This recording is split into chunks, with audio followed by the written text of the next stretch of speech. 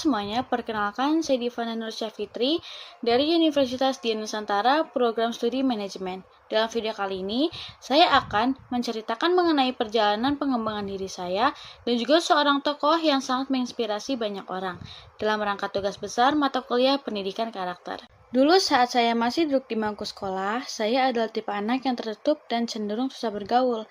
Saya lebih nyaman menyendiri, jarang berbicara di depan orang lain jika bukan mereka duluan yang memulai pembicaraan kepada saya, dan kesulitan menunjukkan apa yang sebenarnya saya bisa. Bukan karena tidak punya kemampuan, saya hanya tidak tahu bagaimana cara untuk percaya diri dan membawa situasi diri dengan orang lain. Saya sering merasa bahwa suara saya tidak cukup penting atau pendapat saya tidak akan dihargai. Akibatnya, saya lebih sering menahan diri dan menyimpan semua pendapat saya sendiri. Namun, seiring berjalannya waktu dan terutama sejak menjadi mahasiswa dan masuk dunia kerja, saya menyadari satu hal penting, yaitu kalau saya tidak berani keluar dari zona nyaman, saya akan tertinggal dengan segala hal. Dan dari situlah saya mulai berubah sedikit demi sedikit. Saya mulai mencoba hal-hal kecil seperti ikut diskusi, gabung dalam organisasi, bahkan memberanikan diri untuk memulai bekerja sambil kuliah. Awalnya berat, tapi saya dari situ belajar menahan diri bukan berarti memendam, tapi mengendalikan apa yang diri kita butuhkan. Diam bukan berarti lemah, tetapi menunggu waktu yang tepat untuk bertindak dengan lingkungan sekitar. Kini saya belajar bagaimana mengelola emosi, bagaimana menempatkan diri dalam berbagai situasi, dan yang paling penting saya belajar untuk menghargai diri sendiri dan proses yang saya jalani. Saya tetap menjadi pribadi yang tenang, tetapi saya sekarang tahu bagaimana caranya menunjukkan kemampuan saya tanpa harus mengubah siapa saya sebenarnya. Perkembangan diri bukan tentang menjadi orang lain, tapi tentang menjadi versi terbaik dari diri kita sendiri. Dan saya bangga karena saya sudah jauh lebih kuat dari saya yang dulu.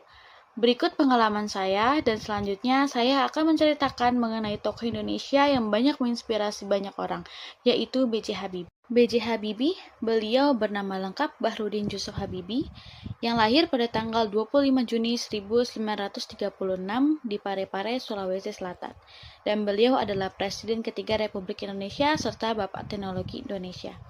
Perjalanan hidup beliau pada masa muda, beliau berasal dari keluarga sederhana, tetapi ayahnya sangat menekankan yang namanya pendidikan. Setelah ayahnya wafat saat Habibie remaja, ia tak putus semangat, bahkan semakin giat belajar. Habibie kuliah teknik penerbangan di RWTH Aachen, Jerman, dan membiayai hidupnya dengan bekerja paruh waktu. Saat beranjak dewasa, beliau menjadi satu-satunya orang Indonesia yang sukses dalam dunia industri di Gantara, Jerman. Karirnya cemerlang menjadi Vice President di Messerschmitt Böcklin, perusahaan pesawat terkemuka di Eropa. Dikenal sebagai ilmuwan yang jenius yang mengembangkan teori crack propagation atau teori Habibie dalam pesawat terbang. Lalu beliau pulang ke Indonesia. Meski beliau sukses di luar negeri, beliau pulang atas permintaan Presiden Soeharto untuk membangun industri strategis di Indonesia, mendirikan IPTN atau Industri Pesawat Terbang Nusantara, dan menciptakan pesawat N250 Gatot-Kaca, lambang kemandirian teknologi Indonesia. Lalu beliau berjuang sebagai presiden. Beliau menjadi Presiden Republik Indonesia ketiga pada masa krisis tahun 1998. Dalam waktu yang singkat, B.J. Habibie meletakkan dasar reformasi demokratis, yaitu membebaskan pers, membebaskan tahanan politik, dan merancang pemilu demokratis. Lalu dari kisahnya beliau ini, beliau menginspirasi karakter pengembangan diri. Yang pertama, ketekunan dan kerja keras, yaitu beliau tidak pernah berhenti belajar, bahkan dalam keterbatasan sekalipun. Lalu beliau cinta tanah air. Beliau meninggalkan kenyamanan hidup di luar negeri demi kembali ke Indonesia. Lalu beliau berintegritas dan dedikasi. Beliau memimpin di masa sulit dengan keputusan yang sangat berani. Berikut kisah yang menginspirasi dari B.J. Habibie, yaitu Presiden Republik Indonesia yang ketiga.